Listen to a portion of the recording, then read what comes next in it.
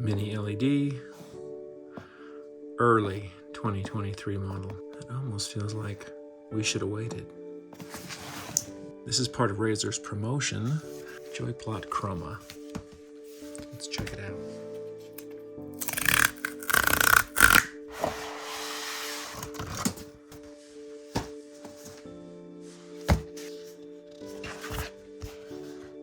This one fits on the top of the laptop. Remove before application. Do not remove until after application. That seems like some contradictory advice. This one goes on the surface of the Razer. This is where the trackpad is, keyboard is here. And then, oh, this is cool. They even give you one for the bottom of the laptop. 3M, good stuff. That could be a lot of fun to put on. Very cool design. We will get to that shortly. I think for this blade, we need this blade. This is a custom Microtech Nemesis. It's a single action out the front. This looks like it got dropped, but I'm sure it's okay.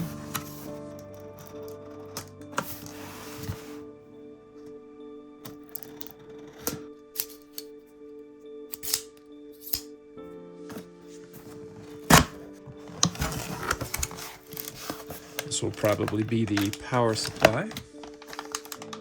I wonder if it's the same as the power supply for the 15. We will find out shortly.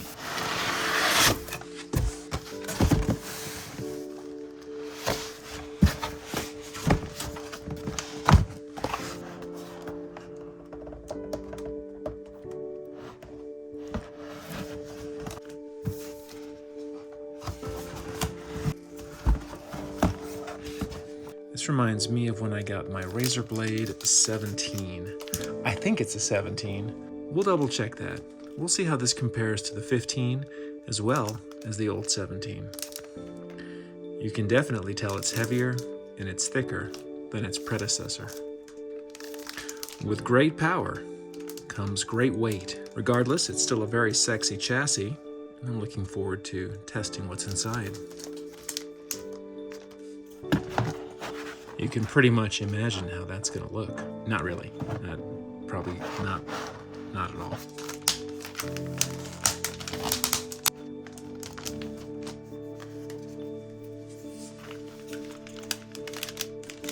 I imagine one day laptops will look something like this. Consider that for a moment. Probably about an inch thick. When Razer does their thickness measurements, I don't believe they include this foot here, or these.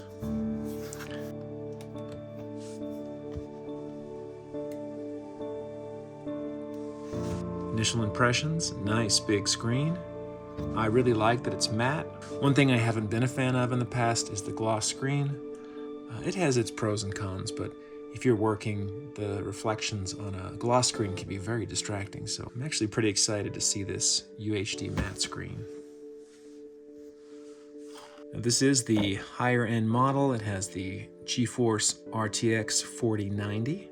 You'll see when we make the comparison to the 15 that I leave these stickers on there forever. Well, until they fall off. This has the 13th gen Intel Core i9, 32 gigabytes of DDR5 RAM. Definitely a very handsome laptop. Oh, a nice chassis upgrade. I really like what they did with the speakers here. These are laser cut into the actual computer case rather than being inlaid mesh. This trackpad is tremendous. It's just huge.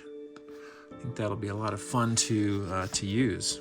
Out of the box, super impressed. Hey, that's nice to see in this day and age. We'll look closer at that, but a little camera privacy there. I think a lot of people are wondering if they should make the jump from the 15 to the 16. And I've made the jump in the past from the 14, I think, to the 15. I'm pretty sure I tried a 17. I've had multiple 15s. This still seems like a great size for what I do.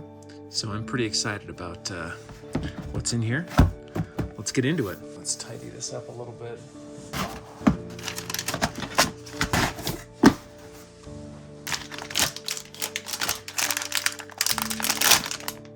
Is taking this off a crime? Well, I hope so. Here is the new Razer Blade power adapter. This is the 15's power adapter, so they are different. This is 230 watts and this is 330 watts. You can see that the new one is slightly larger, a little wider, and a little taller. It seems like people have different names for these ports, but to me there are two USBs, a USB-C, and a headphone jack. This is where the AC adapter goes.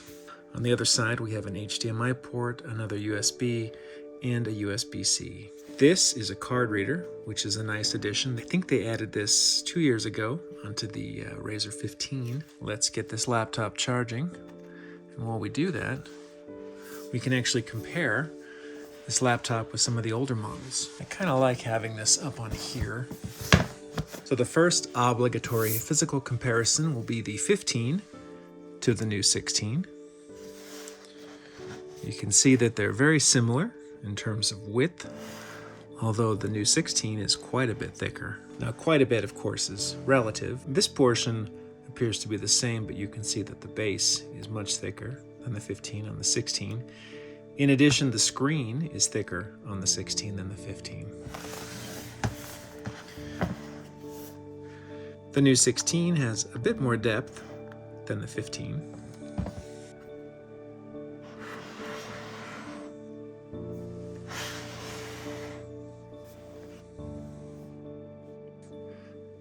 Pretty close.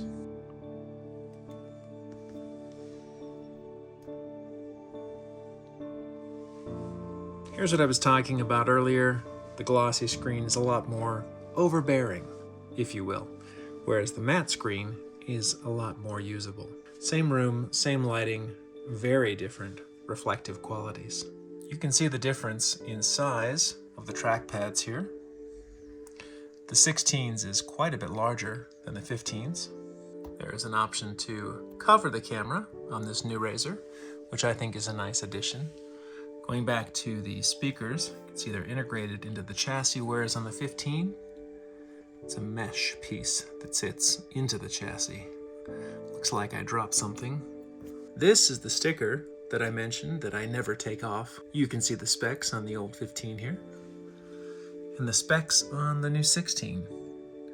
I am expecting quite a bit more performance out of this one. And now a special treat. We are going to open up the vault and take a look at a long forgotten Razer product, the Razer 17. Wonder what the weight difference is on these. They feel pretty comparable. I don't know who remembers the 17, but I feel like we've come a long way since then. 16, 17. You can see that this thing is simply massive. Although, in terms of thickness, they're not that different. You can see the 17's magnificently gigantic bezel. It was rather infamous for that. Again, glossy screen. It's possible in the past I may have preferred the glossy screen. I only say that in case I mentioned it at some point. Over time, I've definitely come to prefer the matte screen. Look at these tiny little speakers here. Those are silly. This was an interesting design because they chose to try and integrate the touchpad over here next to the keyboard. Also, this had this little scrolly thing up here, which was actually pretty cool. We've come a long way in our laptop progression. We're gonna put that away probably forever. I'm excited to do some screen comparisons between the Mini LED and the OLED. And you know what? We can even throw in an old-fashioned LCD, just for kicks, to see how the Mini LED compares. Let's power this on. Starting services. What you see on the screen isn't quite what I see. The reflection in the camera is much, much stronger than what I see with my eyes. Well, this seems like it's going to be pretty boring to watch, so I'll do this, and I'll get back to you soon. There are a number of things I suggest you do when you get your new Razer. One of them is to go to the GeForce experience, update the app, and download your new driver. While that's going on, I'll show you something real quick. If, perchance, your volume seems unreasonably low, just go and search for the THX app. A lot of people don't know about this THX app. If you want your volume on your Razer to be louder, just use this volume leveling down here. Set it to max, check that box, and presto changeo, your volume will be higher. You can also choose from options up here, although those are equalizers, not necessarily a way to increase volume. In addition to your Nvidia update, you should probably update everything, including your Windows 11. Check this out. The RTX 4090 for laptops is absolutely ferocious. Pretty exciting. One thing I wanted to point out is that the resolution on the Razer 16 is 3840 by 2400. And the resolution on the 15 is 3840 by 2160. If you think about it, that makes sense that the ratios are different because the screens are roughly the same this way, but this one is taller. You know what I miss? I miss the good old days where your resolution was 800 by 600 or it was 1024 by 768, and you would look at the screen to find dead pixels. And if you found 5, you'd argue with the company and they'd say, no, that's within the normal threshold. Now, pixels are so dense, don't even look. In terms of brightness output, if you're seeing what I'm seeing now, they're pretty comparable. Although, in real life, this one seems slightly brighter than this one. But the real reason I brought you into the dark is so we can test the black output, or lack thereof, on the Mini LED. I'm very curious to see how it compares to the OLED. I don't know if you guys can see this or appreciate this in the video. I think you'll be able to. The light output from the Mini LED is about as minimal as the OLED. So I'm gonna play this video. I'm not certain why this bar is not going to disappear on the 15, but we'll just make do.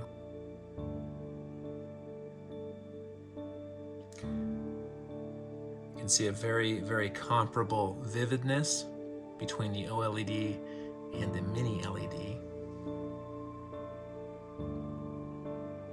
Maybe a little sharper on the OLED there.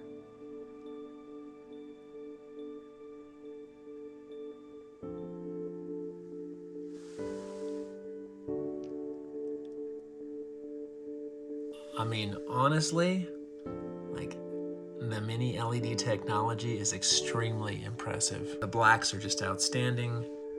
The vividness is absolutely exceptional. Maybe the OLED has the edge in terms of contrast, but it's very, very close. We're just looking at the color vividness and the black level outputs here. We're not looking at the resolution. Obviously, this is being filmed in 1080p, and that won't be, visible to the viewer. I think what might impact the contrast a little bit over here is that matte screen. I'm not sure. I'm looking on the monitor here and I see a difference, but in real life, both displays are just absolutely gorgeous. Seriously, if you have a Mini LED, a 4K monitor, an OLED, whatever, just go watch this. So what I've got here is a 13. Now the screen's gonna look a little bigger because it's closer to the camera, but this is a 13 from a year and a half ago, I think. And then up here to the left is the 16. And then over here to the right is the 15. The 13 has LED technology that was present in most of Razer's products up until the last couple of years. You can see there's a lot more light transmission even when the screen is black, and typically you'll see some edges that have even more light coming out of them. That's light bleed from the backlighting process that this screen uses. Mini LED technology is interesting enough that I'll put a link below to a video that I liked, but you can see it's really pretty comparable to OLEDs when you compare it to the LED technology that we used to use.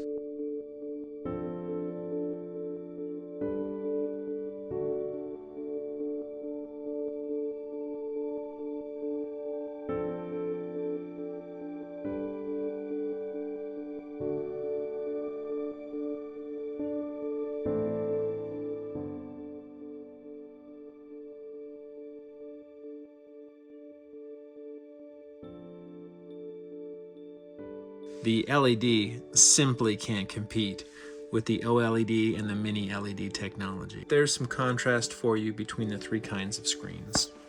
Just in case you are curious about the size of the 13 relative to the 16, there you go. It's quite a bit smaller. Honestly, I'm just flabbergasted. At this point, this one's almost 2 years old, but it is an OLED. This one's obviously brand new, but both pictures are just outstanding. There is a pretty substantial difference between the two keyboards.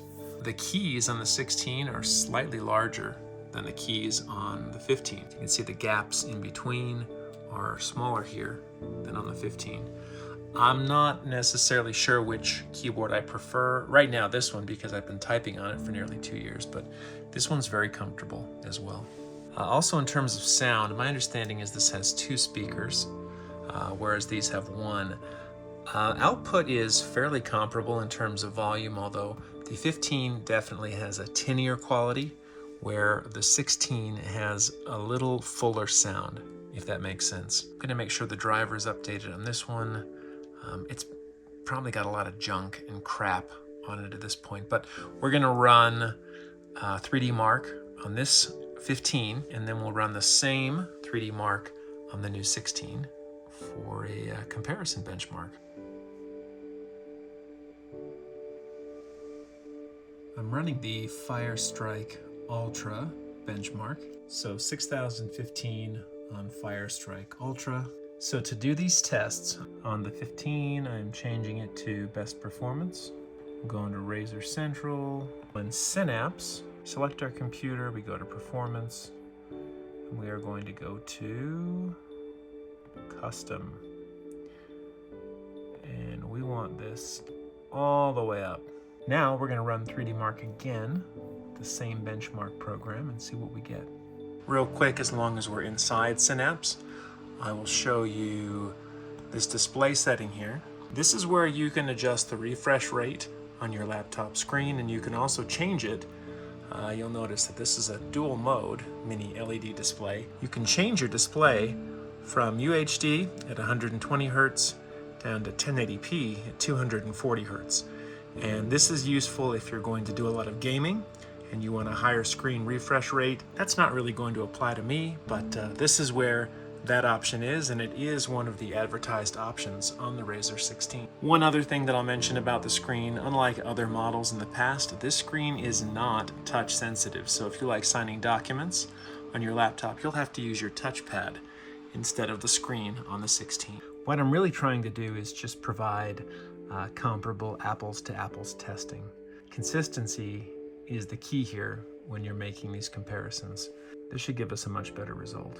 I'm going to make sure that I've got best performance set here in my battery settings. I probably need to sign into this.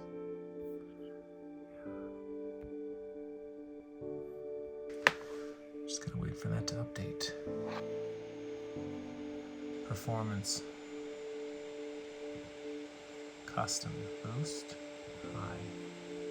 We've got those set now. You can really hear the fan working over here on the 15. So we've got a 6.656, slightly better performance than before.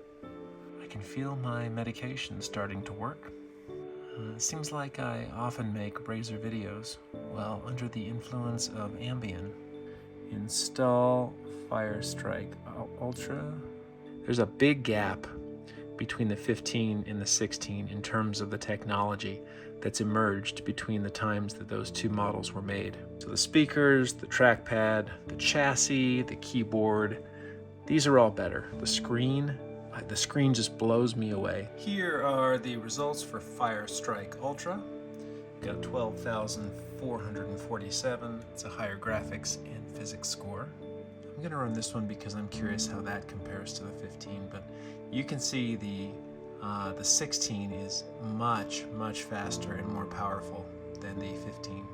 I used a few Adobe products, and I can only imagine that this CPU and GPU power will transfer nicely over to Photoshop and Premiere. Pretty excited about that. I'm actually confused. Hold on. We're gonna look into this a bit more. One thing I'm excited to report is that the handrest areas are not getting warm. That was one of the things with the 15 that drove me crazy. These palm rests would get so hot. The only heat is coming from up here. I think I ran this with the demo, but that's fine. We'll pull through. Plus, it's a better way to stress test the system. Okay, fire strike. Got 29,288.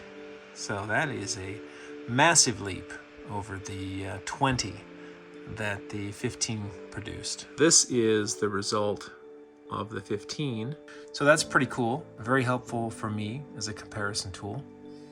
Let's compare our result online. This score is better than 96% of all results. I'm going to check and see if I have 2 storage drives. Sure enough. So that's where I'll put my videos on this computer, and then this will be for the operating system and games and who knows what. In my 15, I added a 2 terabyte Samsung drive, but I think a 1 terabyte drive should be just fine. Honestly, I've been buying these Razers for as long as I can remember. I think I was one of their first customers. At this point, I think my family is the proud owner of over a dozen Razer laptops. This laptop, quite simply put, is just on a different level as far as its power, as far as the screen quality. So if you don't own a Razer and you want one, I think this is the one that you would get. As for upgrading to a 16 from a 15, it's a personal choice. I did it initially here. I have no regrets. I'm just thoroughly impressed by the 16. So my opinion on the pricing of the Razer laptops is pretty much unchanged. I think that they are probably overpriced for what they are, but I don't think that there's anything more powerful or more elegant on the PC market than the Razer laptops. This model with these specs will set you back over $4,000, which I recognize is a lot of money. It's probably not the best bang for your buck, but this is a boutique brand. It's kind of like the Koenigsegg's and Pagani's of the laptop world. Yes, I just said that. This is probably a little more attainable. I've seen a lot of reviews for the other 16 that Razer has. Those look fantastic. The 15, as I mentioned, is a fantastic laptop. They still offer a 14 and a 13. There is a Razer laptop for every need and every budget. I just happen to want this one. And so this is what I bought, and this is what I am showcasing today. I think that's all I'm going to do for now. I'll do another video where I put the skin onto the laptop. We'll see how that goes, but I just wanted to give a quick overview of the actual physical computer, some of the performance the computer has, and I wanted to compare it to its predecessor, the 15. If you have any questions about the Razer 16, let me know. If there's a test that you want me to run, let me know in the comments. I'm happy to do a battery rundown test. I'm happy to run Crystal Disk. Something simple like that I can do. I'm probably not going to do a lot of gaming on this, so if you have gaming questions, there's probably better resources out there, but you can hear my voice. It's breaking. I'm going to call it a night, but this laptop is epic, maybe even legendary. Big thumbs up to Razer, and I guess that's it for tonight. So thanks for watching. We'll catch you next time.